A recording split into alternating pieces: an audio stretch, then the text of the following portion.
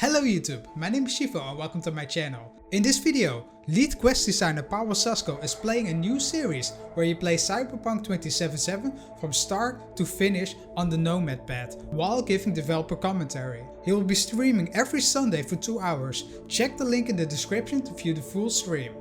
But if you don't want to watch a stream of 2 hours, I'm going to cover the most important insight. So let's dive into it. That some things felt too short for you and so on.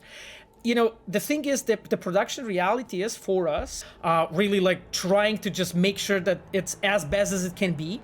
We always need to pay attention to things like, okay, you know, how much budget we can spend, how much time we can spend on this thing. And every possible situation is always like this, that you have to make sure that the content you're planning to do for the game is reasonable, that you're actually doing it for the budget you have, and budget being like, let's say 5 years of production, right? Because you guys don't want to wait 10 years for a next game, right? And so believe me, like a version of Cyberpunk where content is actually like the highest quality, and I'm here talking about like narrative content, like quests and story and all that and scenes, this is the most important for us. So important insight. Pawel is mentioning that the team gets a budget of hours they can spend on quests and content they can create.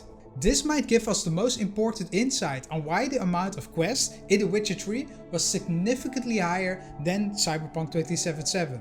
Keep in mind that The Witcher 3 was the third iteration of the Witcher series. They had a base game they could further develop on. The following section about expansions tells a lot about this process.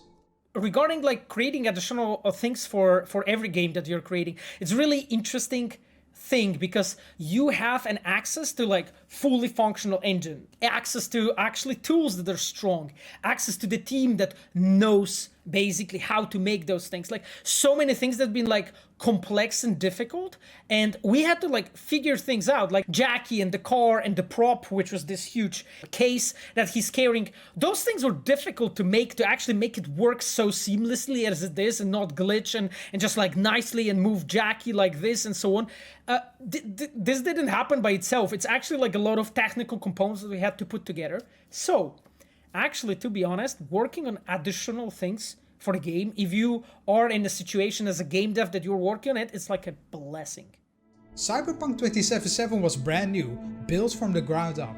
It's the first iteration. It's the most expensive game that was developed in the history of gaming, with a budget of 360 million. But keep in mind that most of this budget probably went to create the Red Engine for Cyberpunk 2077. The budget has been spent on building new mechanics which the team has never worked on, like driving cars, shooting guns, engine sounds and other game mechanics. And a lot of the budget has been spent on building the world and the environment. Just look at how great it all looks.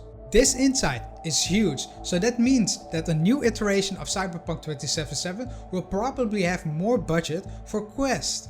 Let me know in the comment sections what you guys think. So every time when you're actually like playing like a quest or something, I want to make sure that you will be given a quality entertainment and that you will get like a value for your time, basically. So, if you're getting value for your time, please don't forget to press the like button. It will help push this video to more people and it would help this channel out a lot. Thanks! So moving on, Pawel mentions the importance of body presence and how in every cutscene, body presence and hands are involved to give you, the player, a feeling of immersion in the game.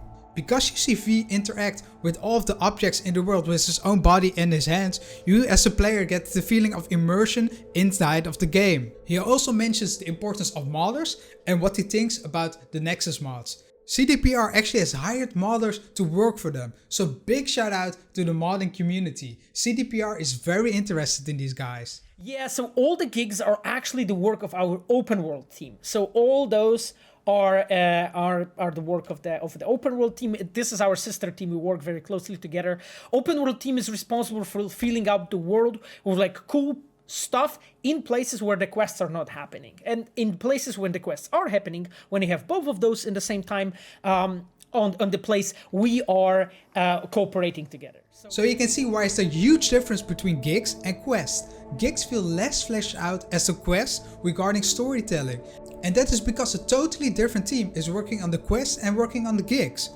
Personally, I enjoy the quest a lot more than the gigs because of the storytelling.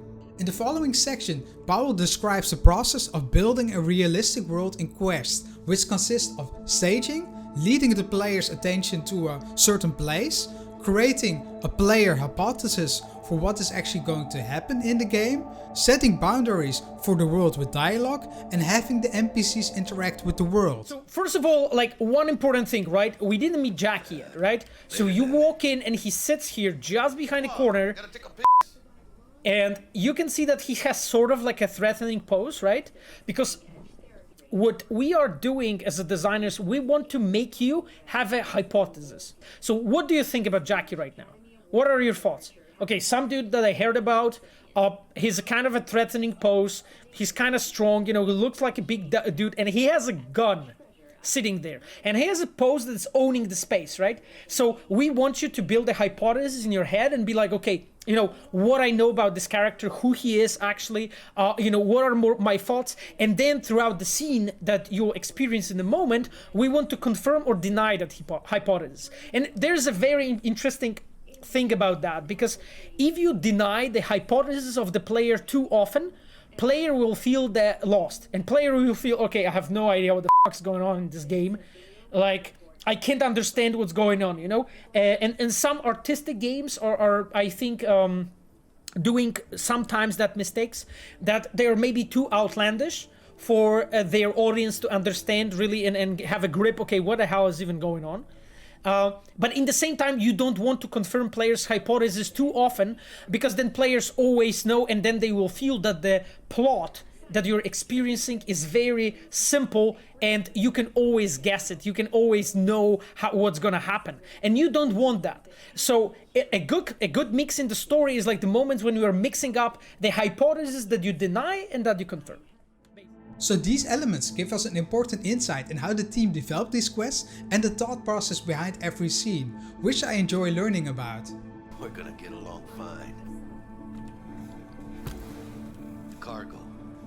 Look what Jackie did. Like, he talked a bit and so on, set up the boundaries, set up like the stage and so on, and then he basically pushed the cargo towards us. And this is a really old trick in like gaming industry. The moments when we are showing like the characters' impact on the world they are placed at, it makes them ingrained in the world more and feels more real. Like, there's lots of like situations when you see games when characters are barely like touching the world and like having any interactions with it by themselves, and when they do that, you sort of like start doubting and you're like, okay, that world is not really real. And Jackie here, when he pushes that cargo, you can feel, okay, you know, that's physical, and there was this visible weight. See Jackie like just getting that thing, you know, and this is an amazing thing that our like cinematic director, Sebastian Kalemba, is very often talking about, which is like showing the weight of an object. And basically like how heavy and bulky it is. You could see like how Jackie like, you know, lifted the object and so on, and you know, like took it and carried it here, and basically it's supposed to just, you know, show the weight of the thing, of course, but that makes the animation, that makes it like actually feel more real. And you can see the staging, right? In the scene, like Jackie walked off, right? He stand here, so what happens? He is naturally funneling me to this spot, right? Feedback is extremely important. Like, to know basically what people like, you know, what was done well, what wasn't, and so on. And yeah, I spent a ton of time actually checking those things. You know, I read, you know, all the, you know, Reddit, both low sodium and high sodium Reddit.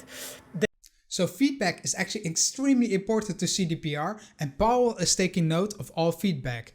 This stresses how important it is to keep expressing your opinions on Reddit or Twitter, because this will actually improve the game. Thank you for watching. If you like this video, don't forget to press the like button. If you want to see more content like this, don't forget to subscribe. And I'll see you in the next one. Thank you. Bye.